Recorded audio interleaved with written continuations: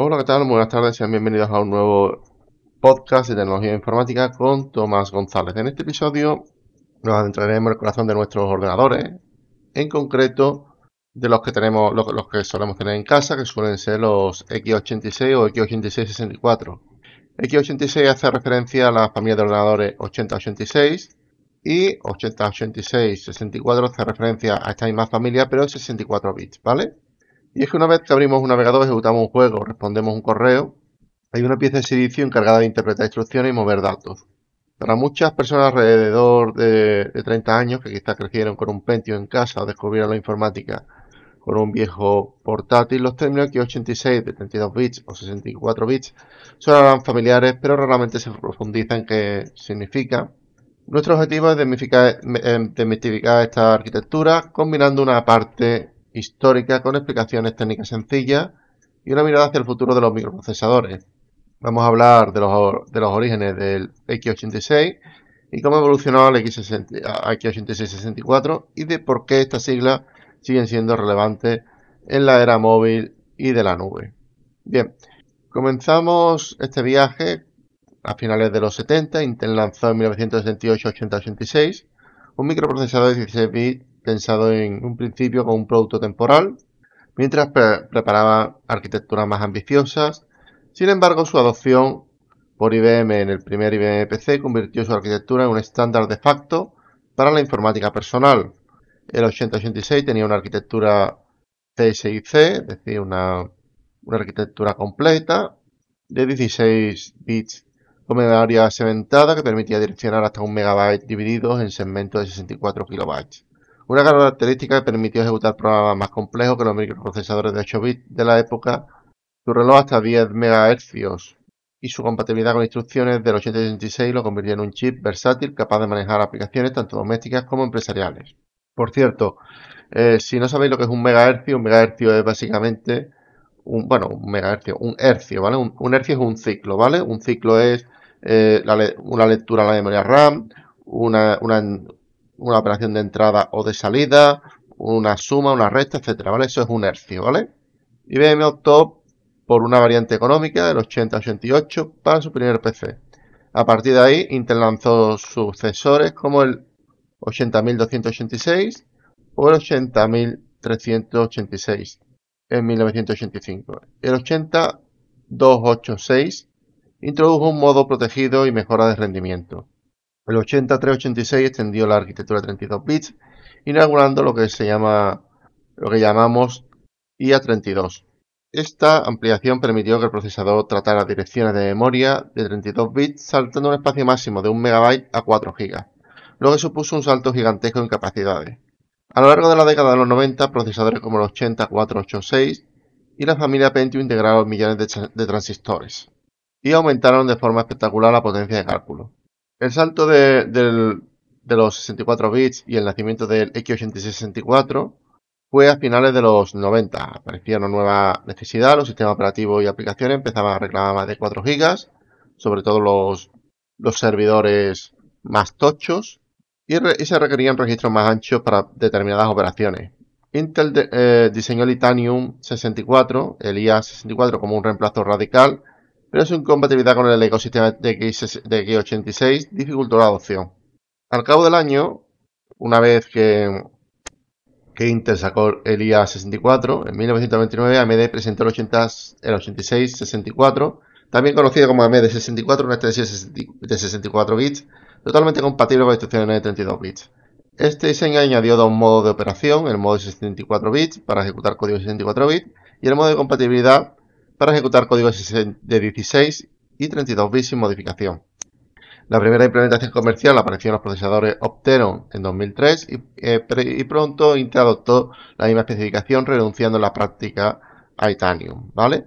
Decir también que para quienes vivimos en los años 2000, 2007, 2008, 2009, 2010, también 2011, preferíamos utilizar, la mayoría de los que nos gustaba la informática, preferíamos utilizar Linux.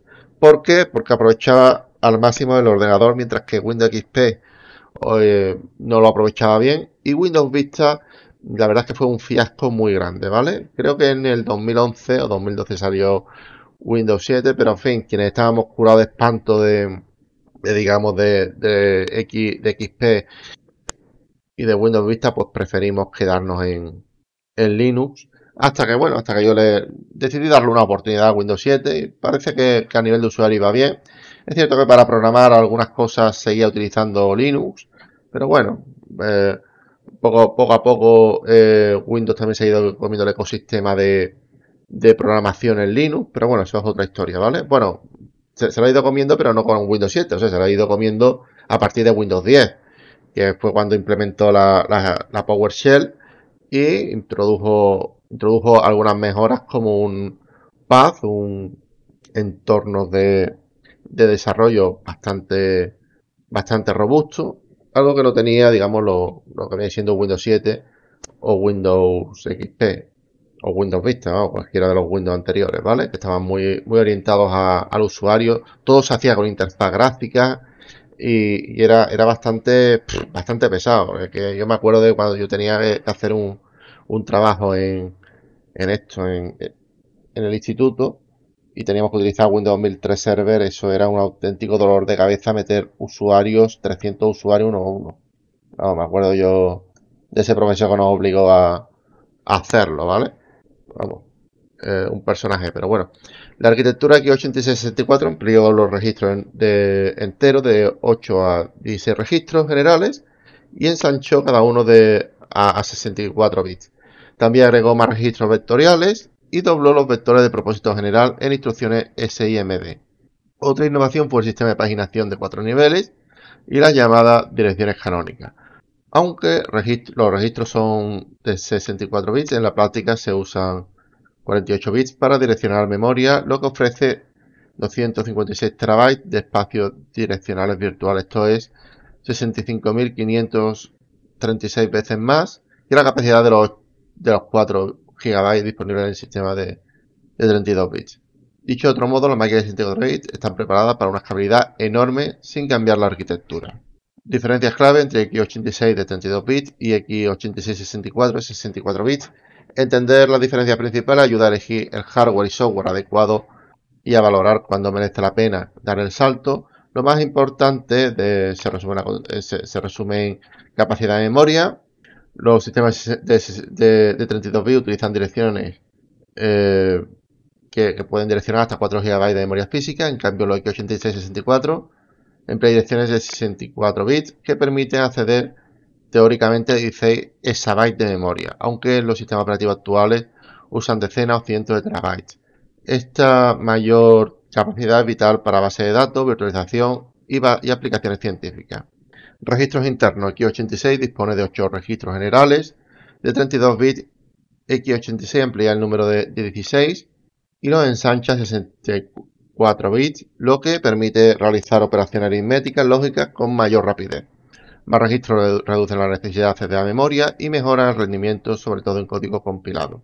Rendimiento y eficiencia. Un procesador de 64 bits manipula los bloques de datos más grandes por ciclo de reloj, lo que se traduce en menos instrucciones para procesar grandes números de direcciones. La arquitectura también introduce características modernas como la protección de ejecución de datos, virtualización de hardware y ejecución fuera de orden que mejoran la seguridad y el rendimiento.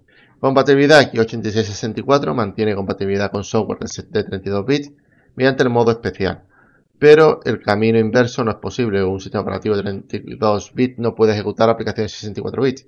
En la práctica esto significa que muchas distribuciones de Linux y Windows reciente han abandonado la versión de 32 bits, mientras que los programas de 32 bits siguen funcionando en el equipo de 64 bits. Consumo y coste.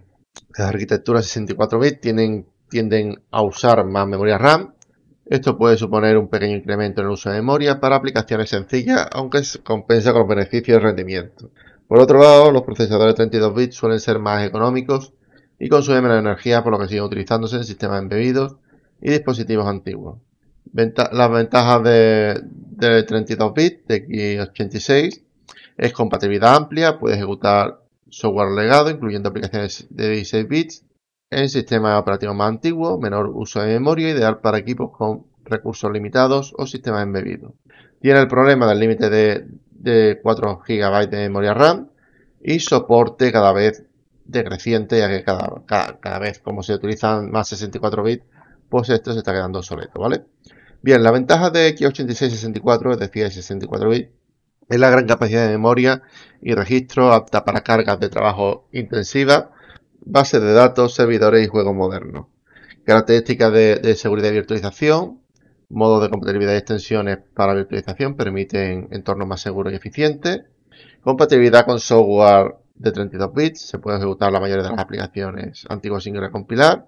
Y como desventaja tiene mayor consumo de memoria RAM y de energía y compatibilidad con hardware antiguo. Esto es algo muy importante porque yo me acuerdo cuando trabajaba en la tienda de informática, algún que otro cliente quería que yo viera si se podía instalar Windows 7 en su ordenador y no había drivers para esos ordenadores o eran muy antiguos.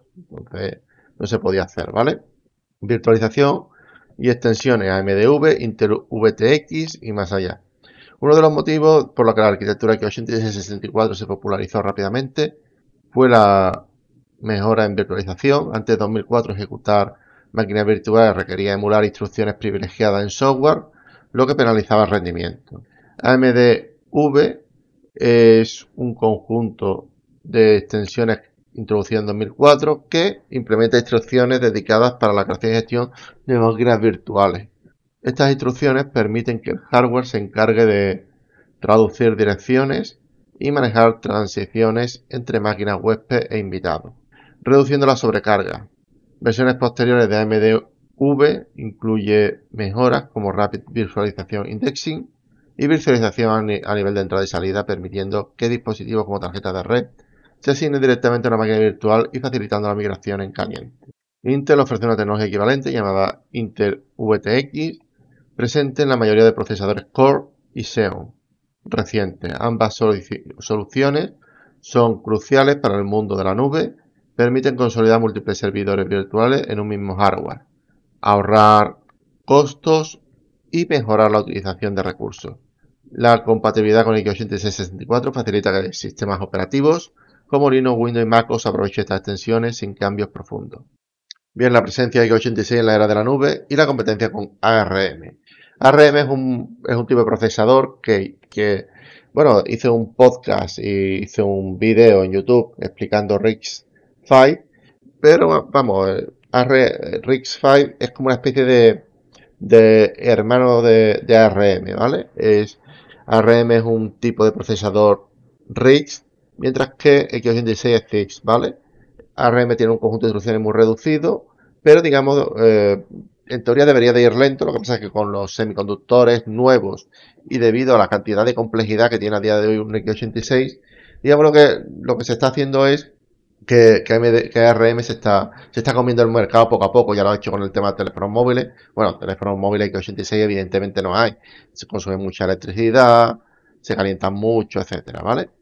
Aunque x86-64 domina el mercado de sobremesa y servidor, no es la única arquitectura en juego. En los últimos años, los procesadores basados en ARM han ganado tracción gracias a su diseño RISC eficiente y a su integración en teléfonos móviles, tabletas e incluso centros de datos. Un informe de 2025 resalta que instancias de nube basadas en ARM ofrecen alrededor del 40% más de eficiencia energética y entre un 20 y 40% de ahorro en costo en comparación con instancias x86 equivalentes. Además, muchos chips ARM incorporan aceleradores específicos para redes, almacenamiento y aprendizaje automático, lo que hace atractivos para cargas de trabajo específicas. Aún así, la arquitectura x86 sigue evolucionando para mantenerse competitiva. En 2024, Intel anunció Advanced Performance Extension APX, una actualización importante del conjunto de instrucciones x86. APX introduce un nuevo prefijo, RX2, y duplica el número de registros de propósito general de 16 a 32, lo que reduce el 10% de operaciones de carga y más de un 20% del almacenamiento en código generado. También ofrece versiones condicionales de operaciones de carga, almacenamiento y comparación, ayudando a minimizar las pérdidas por predicción de saltos.